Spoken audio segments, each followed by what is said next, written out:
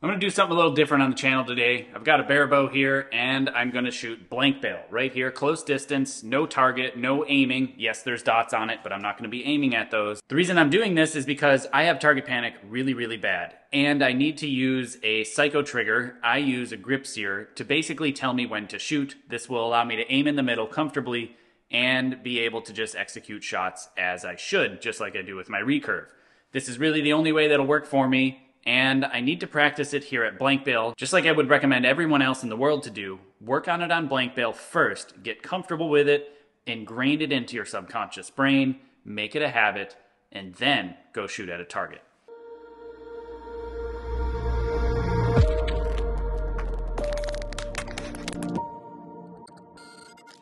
So I haven't been able to have much time in order to shoot, but I decided today I might as well start shooting a little bit more because I have a little bit more time. And before I can actually start shooting a barebow at distance at a target, I really need to work on my grip sear action and get that down first. I'll speak from my point of view as far as how I activate the grip sear and why I do it. So essentially I have target panic. That means that I do a drive-by, or if I start to aim in the middle and I have any intention of letting go of the shot and shooting the shot itself, I just can't.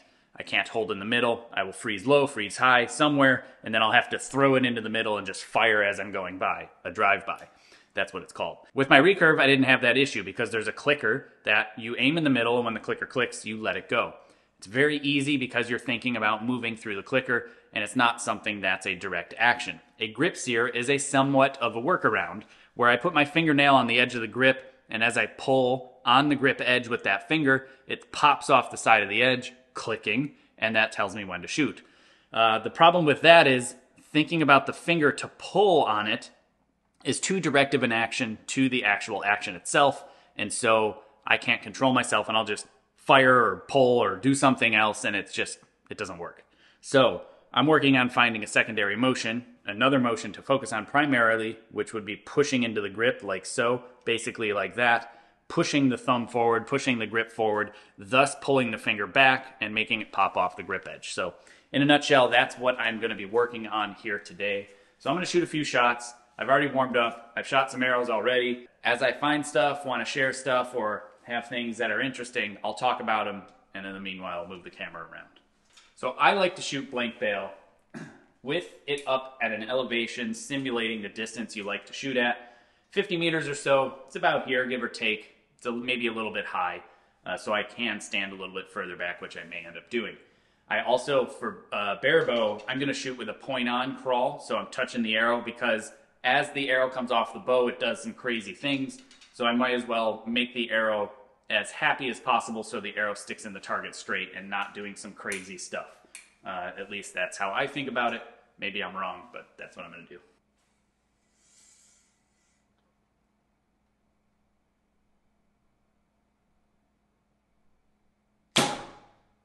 And what I'm trying to find is the same place to put my finger every single time on that grip edge.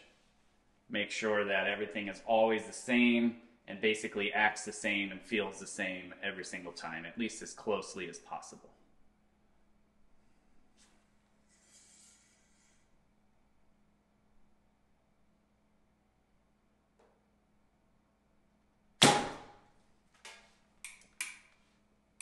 Finger will not last 100 shots. I've shot maybe 30 shots already, and I've got quite the blood loss going in that finger. I'm going to back up a little bit, though, myself. That way I'm not aiming up so high.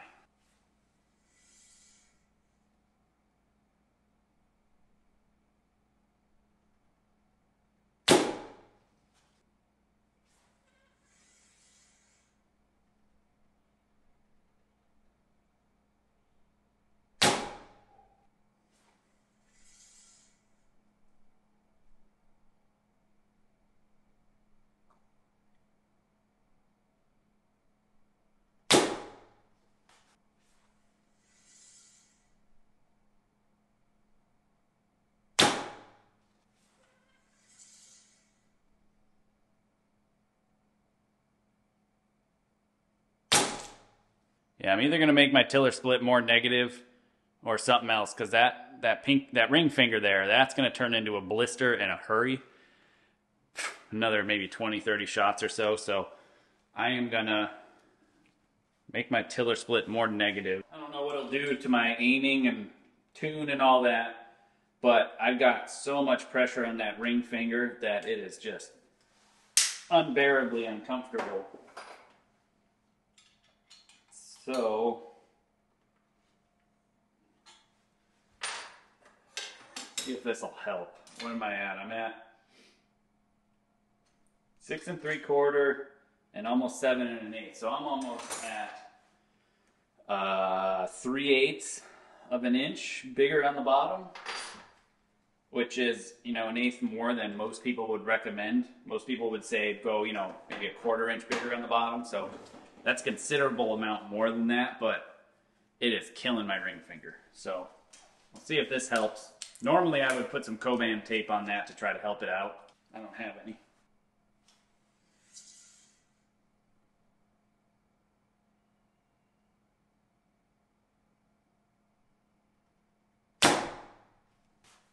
It's much better.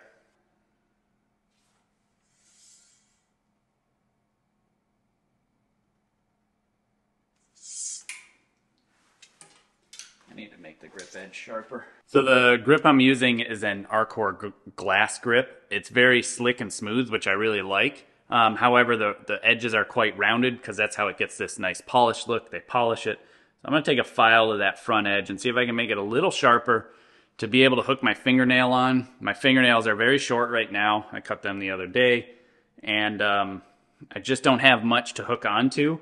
And so it's really hard for me to put it in the same place every single time, and I feel like I really need a good repeatable place to keep putting it into. Real quick, if you are interested in these Arcor grips that are made and modeled after my own grips, I'll have links in the description below in case you're interested. And if you use code Kaminski at checkout, you can save 10%, not just on my grips, but all their stuff on their website. So what I'm going to do, I just got a file here. It's a file and a rasp, 2-in-1. I'm going to use a flat side and just go flat on the front of the grip here, basically like that. And bring it down until there's more of an edge on that front edge of the grip in the area that I need it to be.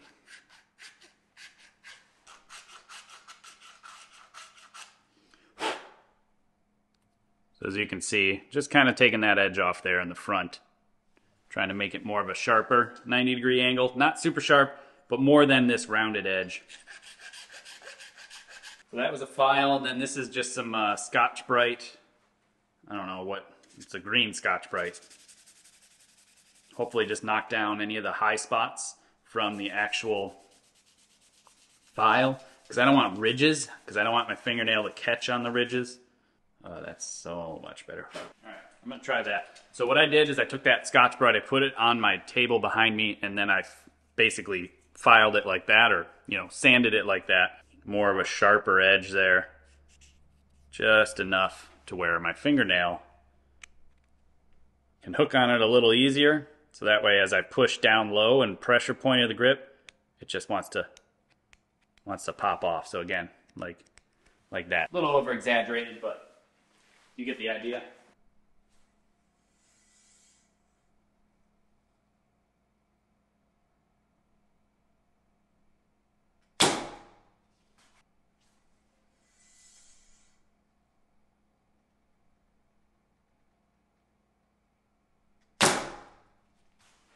It's definitely better. Now I can hook it on something. Now I just need to figure out how much tension to add or not, how much preload or not, positions, things like that, the actual motion. I got a little, you know, I've got some things that I need to figure out. So I'll keep playing and tell you what I find along the way.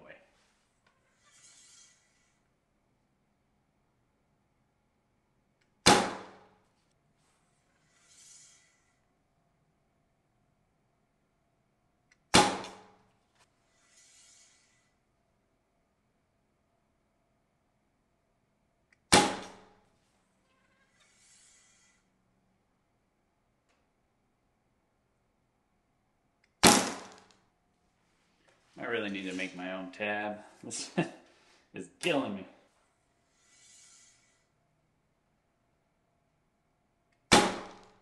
It's definitely much better. The grip edge is much better. I just got to figure out what to focus on that is going to make me able to continue to focus on that despite any changes in pressure, any mounting pressure. like finals venues, things like that.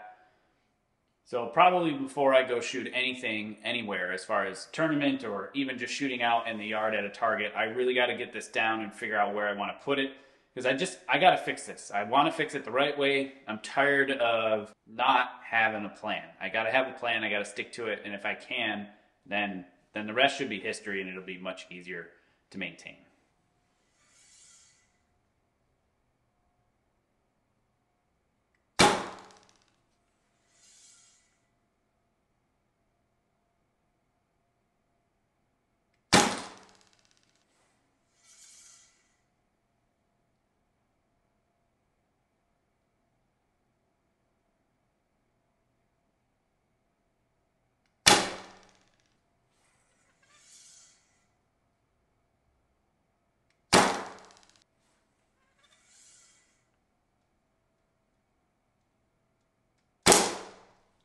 I'm going to change angles and shoot from a different place so I can stand back a little further. This way I can stand a little further back and I can move the camera in some different angles, so much easier this way.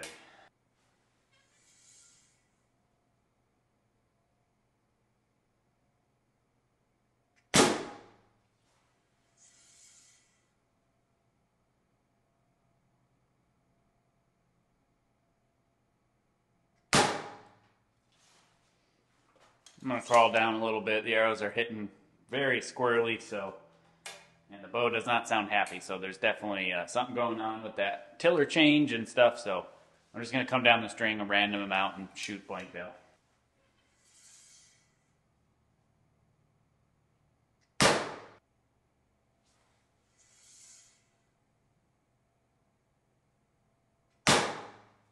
So I find so far, if I push with my thumb, like I direct the tension and push with my thumb where I want the arrow to go. You know, I always talk about tension and direction.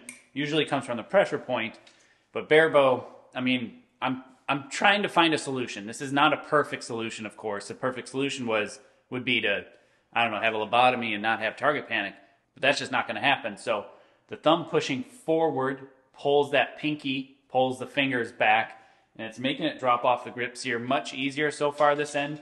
So I'm going to keep playing with that and see how that goes over a longer period of time. But as of now, it's activating much faster and with much less anxiety too.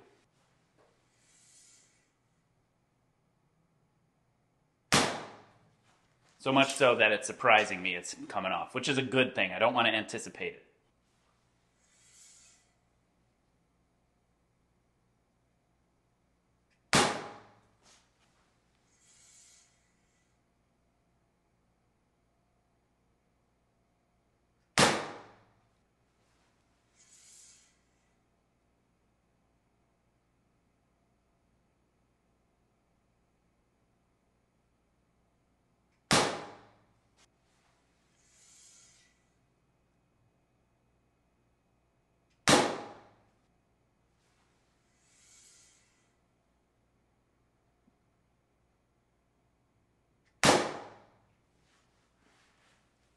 Definitely better that way, so I'm going to keep playing with it.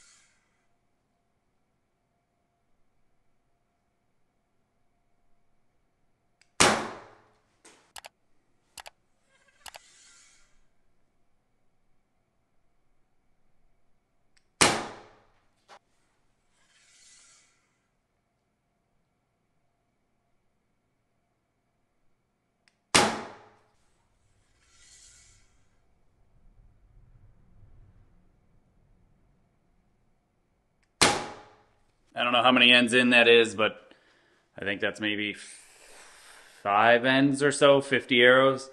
And it's getting pretty tender, so I think I got maybe 1 or 2 ends left in me. I just don't want to get a blister on that finger. I'd rather callus develop and build up, because callus you can deal with and you can shoot a lot more arrows. If you get a blister, you gotta wait till it heals, especially if it happens deep. Then it's really a problem, and it sets you back a considerable amount of time. So I think maybe 1 more or 2 more ends, and hopefully I can get a little bit more of a plan. So far, it's definitely better. It's the best I've had so far as the repeatability of it.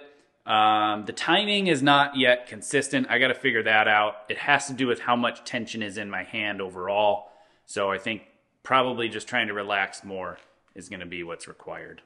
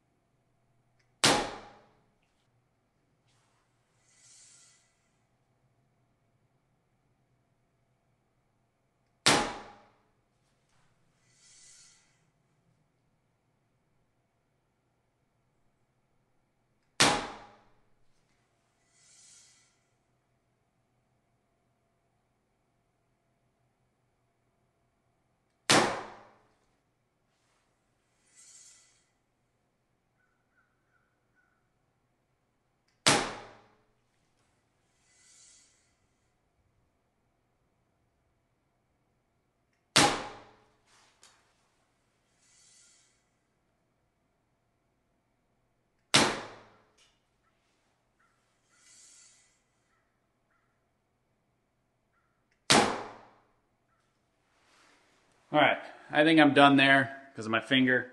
All right, well, I had to stop. Definitely the finger's killing me, and I had to change the battery. That's why I repositioned the camera. So it died basically right at the right moment. I'm definitely in need of shooting more, as usual. And I got this blank bale now set up in a comfortable place, and I've got more space inside of here to actually move around, shoot some stuff now.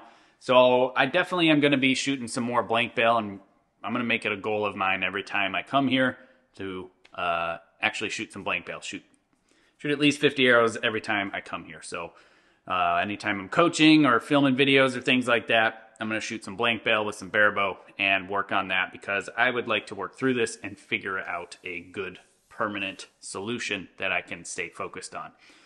One of the first things, though, that I do need to do is to work on a tab. I need to figure something else out.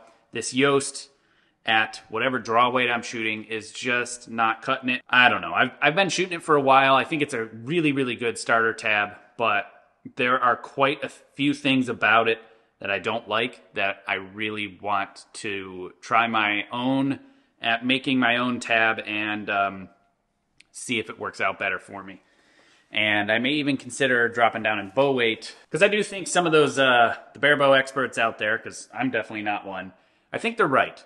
Lower draw weight probably makes dealing with target panic as a whole better, because then there's less overall tension in the system, less tension, less anxiety, and therefore possibly at least a little bit less target panic or more ability to focus on other things.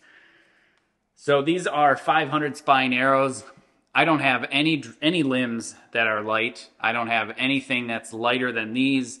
I could go out on the limb bolts because they are bottomed out. At least the top limb bolt is bottomed out on this MyBow Mican. And I do have the ATF DX over there sitting in the corner. I do want to go down in weight, so, you know, new limbs and new arrows. So I got to get that figured out first. And I don't really want to spend the money on stuff that I'm not sure what I'm going to need yet. So I need to figure that out and come up with a plan before I make any decisions there. But I'm still going to do this. I'm going to keep shooting some blank bale. Not today, as I come back here from time to time, and continue working on the same thing. I do believe kind of pushing with that thumb forward. So if I'm here pointing at you, the target, but once I'm in this position and that fingernail's there, pushing with the thumb like to the target. So I'm pushing my thumb at you, which is pulling the finger back off the edge and making it click. Definitely helps. It's more efficient. It's a lot better than whatever the heck I was trying to do before. I still don't know if that's the right way to go about it. I don't know yet. I would like to find something else. I really wish I could just run a clicker. Why can't they just have a barebow clicker division? I don't know. I think barebow's getting popular enough that some of these tournaments would support it, because I really like barebow. I like the simplicity of it, but between my own struggles with target panic and some of the target panic issues that I see from people that come here that don't even know they have target panic, which maybe it's a better thing that they don't know, because then they're at least naive about it and aren't really aware of it, but I can see it. I can see so many barebow shooters struggle with target panic. I would say of all the people who've come to me for barebow lessons and coaching, even if it's just equipment and we're working on tuning and I watch them shoot, at minimum 80%, maybe 90% of them have a form of target panic. I can't tell, I don't know how many people have come to me, but only 2 people come to mind that genuinely did not struggle or deal with the target panic symptoms, as far as drive-bys, freezing low. I could see them doing drive-bys, and they're not telling me they're doing it because I don't think that they're aware. I'll ask them, so what's your sight picture? Well, my arrow sits a little low, and I'm like, okay, so when do you fire? Well, when the point gets to the middle. So they sit low, and then they go, bang, that fast. So it's sometimes too low, sometimes right in the middle, sometimes it goes up and touches and then it fires, but it's very inconsistent and it's all over the place. Nobody, with the exception of, like I said, 2 people that have come to me, go like this, hold, and bang. They don't do that. Now, I don't know why. I don't know if it's just the concept of how to aim, but in my opinion, it looks like target panic, because I can tell them, I'm like, hey, hold in the middle, settle in, relax, and when you're ready, fire. They go, bang. Again, too low. Some of them will get really close, but it's like and then they're, because of target panic. So, I don't know. I think people love barebow, myself included, because of simplicity and how fun it is, because it's very freeing. You don't need all the accessories. You're not relying on gadgets. You know, yes, a clicker, you would be relying on a gadget, but it would make things much easier. And I understand that that's not the point of archery. That's not the point of the game.